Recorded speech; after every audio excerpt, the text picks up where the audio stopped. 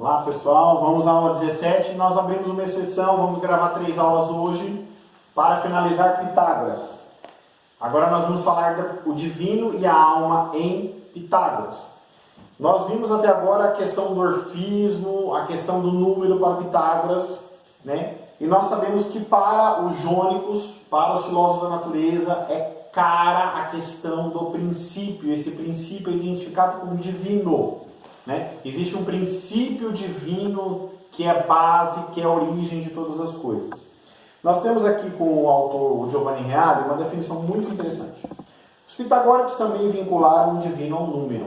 Então, até Pitágoras, os filósofos da natureza, que também são conhecidos como pré-socráticos, eles vinculavam um divino como princípio, como origem das coisas.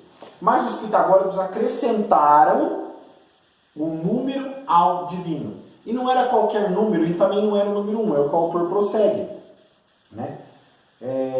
O número 7, que é regente e senhor de todas as coisas. Deus, uno, eterno, sólido, imóvel, igual a si mesmo, diferente de todos os outros números.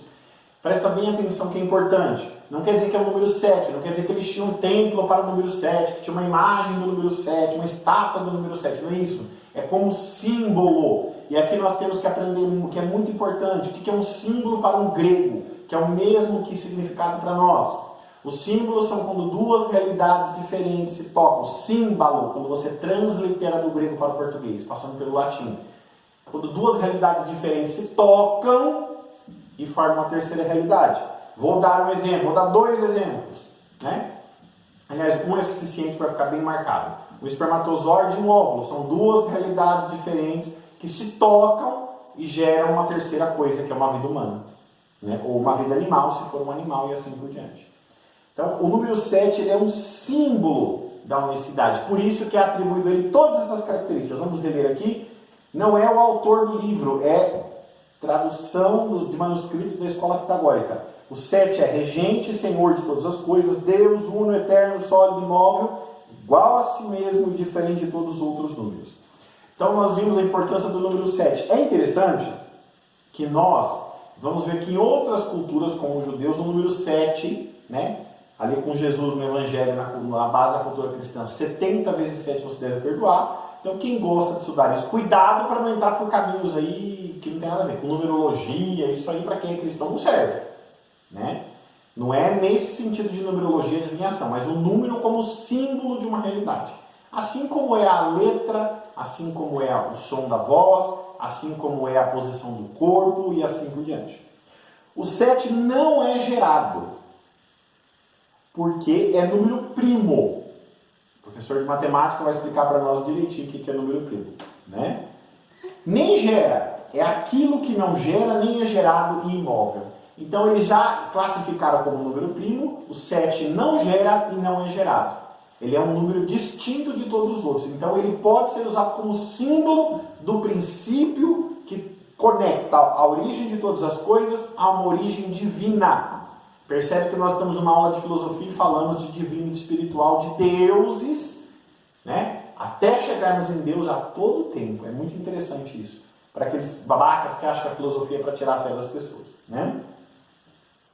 Mas essa identificação, como bem se vê, permanece artificiosa. Analogamente, não está claro qual era, para os pitagóricos, a exata relação entre a alma, demônio e os números. Ou seja, eles não conseguiram desenvolver, ou não desenvolveram de propósito, nós não sabemos, a relação direta entre o símbolo com o número 7, o que ele simbolizava, princípio, origem divina de todas as coisas, com a alma que tinha que ficar presa no corpo. Permitam-me aqui uma análise pessoal. É óbvio que não seria possível estabelecer uma relação. Porque o orfismo como religião é uma falsa religião. É uma religião criada pela mente humana. Tem o seu valor, porque é o homem admitindo que existe uma vida espiritual, mas religião de verdade é uma religião revelada. E para nós que somos monoteístas cristãos, ou ao menos judeus, ou até mesmo os muçulmanos, nós entendemos a falha, por que eles não conseguem desenvolver isso aqui. E, se como consta, alguns pitagóricos identificaram a alma com a harmonia dos elementos corpóreos, assim o fizeram agregando a doutrina de uma alma sensível à da alma demônio. Lembrando que o demônio aqui não é o demônio no sentido cristão, o demônio significa alma. pondo-se em contraste com esta última doutrina, ou de qualquer forma, não sem evitar uma série de complicações. Com vistas a tentar por ordem nesse campo, como veremos, Platão teria de repropor a problemática da alma em bases inteiramente novas.